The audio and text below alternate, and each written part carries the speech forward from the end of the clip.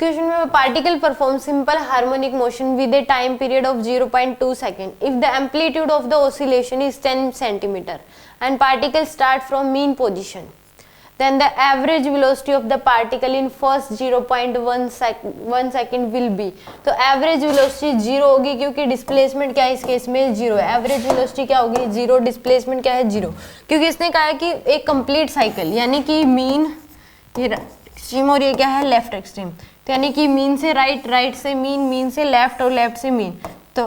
कितना टाइम लग रहा है 0.2 सेकेंड। इसने कहा था amplitude of the oscillation is 10 centimetre, amplitude आपको कितना दे रखा है 10 सेंटीमीटर गिवन है।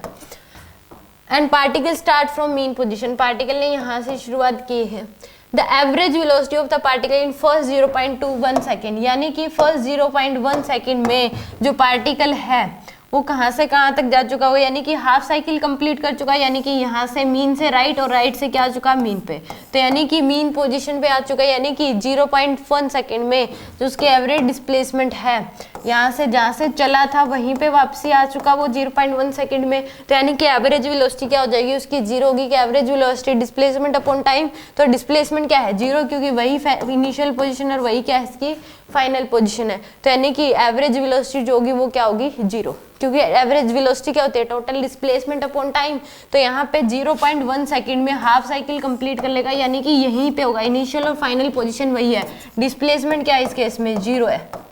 डिस्प्लेसमेंट 0 है, तो इस केस में एवरेज वेलोसिटी क्या होगी इसकी 0।